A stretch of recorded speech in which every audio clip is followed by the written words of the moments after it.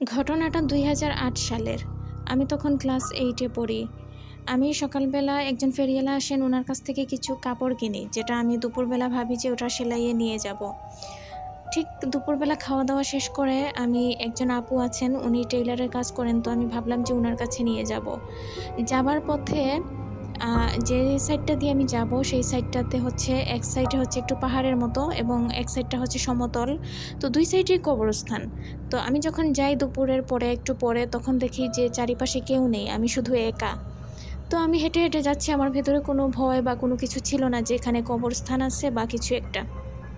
যাবার পরে যখন আমি মাঝামাঝি চলে যাই, তখন মনে হলো যে আমাকে কেউ দেখছে। সেটা হচ্ছে যে পাহাড়ের সাইড থেকে কেউ আমাকে দেখছে এবং কেউ আমাকে মানে মন ভরে দেখছে। তখন আমি একটু দাঁড়াই। দাঁড়ানোর পর আমার মনে হলো যে আমার শরীরে একটা গরম বাতাস লেগে গেল। তারপরে আমি আর কিছু ভাবিনি। আমি চারদিকে তাকিয়ে দেখলাম কিছুই নাই। আমি চলে গেলাম। আপুটার ওইখানে যখন গেলাম, গিয়ে আমি কাপড়-টাপড় দিয়ে আমি আবার চলে আসছি। তখনও মনে হয়নি যে আমাকে কেউ দেখছে। আমি বাসায় চলে আসি। আসার পরে আমাদের মানে সারাদিন এভাবেই চলে যায়। খাওয়া-দাওয়া করে যখন আমি রাত্রে ঘুমাবো, আমি জেগেই বসে আছি, আমি ঘুমাইও নি। তখন আমার মনে হলো যে আমার রুমে প্রচুর মানুষ।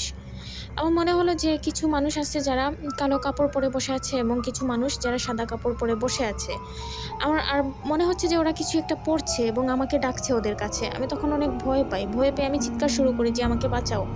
তখন আমার ফ্যামিলি সবাই চলে আসে। এসে আমাকে বলতেছে যে, "কি হইছে?" আমি বলছি যে, "আমাকে এখান থেকে বের করো। আমার মনে হচ্ছে আমাকে কেউ মেরে ফেলবে। এখানে অনেক মানুষ।"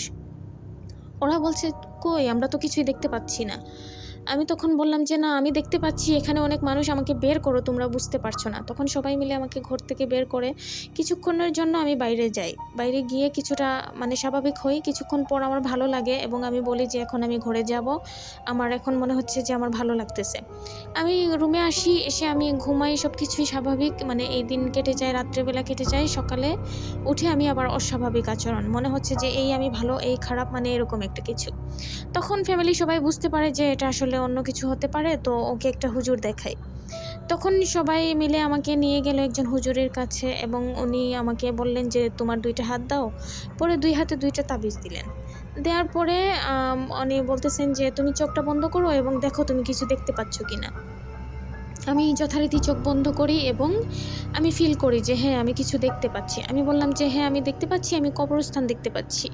উনি বলছেন যে, "আরো এগিয়ে যাও, দেখো আরো কিছু দেখা যায় কিনা?" পরে আমি বলতেছি যে, "হ্যাঁ, দেখতে পাচ্ছি আমি ২ টা কফিন দেখা যাচ্ছে।" উনি বলতেছেন যে, "তুমি দাঁড়াও, দেখো আর কিছু দেখো কিনা?" তো আমি বললাম যে, "হ্যাঁ, আমার মনে হচ্ছে কফিন থেকে যে একটা কফিন খুলে যাচ্ছে এবং এখান থেকে একজন কালো লোক বের হচ্ছেন। উনি কালো এবং উনার পুরো শরীরের কাপড়গুলোও কালো।" তারপর বলতেছেন যে, "তুমি আর কি দেখতে পাচ্ছ?" আমি বললাম যে, "হ্যাঁ, আমি আরেকটা দেখতে পাচ্ছি যে পরের মানে এই কফিনটা খুলে যাচ্ছে এবং ওখান থেকে আরো একজন বের হচ্ছেন এবং উনি সাদা কাপড় পরা এবং উনার সমস্ত শরীরও সাদা।" তো উনি বলছেন যে, "তুমি ওনাদেরকে সালাম দাও।" তো আমি সালাম দেবার আগেই আবার উনারা কিন্তু আমাকে সালাম দিচ্ছে। আমি যে চোখ বন্ধ করে দেখতে পাচ্ছি ওনারাই আমাকে সালাম দিচ্ছে। তো আমি বললাম যে, "উনারা তো আমাকে সালাম দিচ্ছে।" বললেন যে, "হ্যাঁ, তুমি সালামের উত্তর দাও এবং তুমি উনাদেরকে সালাম দাও।" পরে হ্যাঁ, আমি ওনাদের সালামের উত্তর দিলাম এবং আমিও সালাম দিলাম। তো ওনারাও উত্তর দিলেন। তো হুজুর বললেন যে, "তুমি জিজ্ঞেস করো ওনারা কেন আসছেন তোমার সাথে?" তো আমি জিজ্ঞেস করলাম যে, "আপনারা কেন আসছেন? মানে কেন আমার কাছে আসছেন?" তো ওনারা বলতেছেন যে, "তোমাকে আমাদের ভালো লাগছে, তাই তোমার সাথে আমরা আসছি আরকি।" তো হুজুর বললেন যে, "তুমি জিজ্ঞেস করো যে, আপনারা আমাকে ছেড়ে চলে যান।" তো আমি বললাম যে, "আপনারা আমাকে ছেড়ে চলে যান।" তো উনারা বলতেছে যে, "না, আমরা তো তোমার কাছে যাবার জন্য আসিনি, আর আমরা তোমার কোনো ক্ষতি করার জন্য আসিনি। আমরা আসছি তোমার ভালোর জন্য এবং তোমার সাথে থাকার জন্য।" পরে হুজুর বলতেছেন যে, "না, মানে বলো যে আপনারা চলে যান।" তো আমি বারবার উনাদেরকে রিকোয়েস্ট করতে থাকি যে, "আপনারা চলে যান।" তো ওরা এক পর্যায়ে গিয়ে রাজি হলো এবং বলল যে, "হ্যাঁ, আমরা চলে যাব। তবে আমরা তোমার সাথে থাকলে ভালোই হতো, খারাপ হতো না।"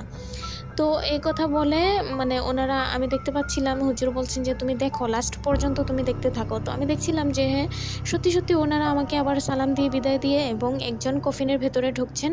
কফিনটা বন্ধ হয়ে গেছে। পরে আরেকজন আবার কফিনের ভেতরে ঢুকছে, তখন সেই কফিনটাও বন্ধ হয়ে গেছে। তারপর শেষ, উনাদেরকে আমি দেখতে পাচ্ছি না। তো আমি হুজুরকে বললাম যে, "আমি তো ওনাদেরকে আর দেখতে পাচ্ছি না। উনারা মানে কফিনটা বন্ধ হয়ে গেছে, উনারা চলে গেছে।" হুজুর বলছেন যে ঠিক আছে, তুমি এখন তাকাও, তাকিয়ে তুমি তাবিজগুলো আমাকে দাও।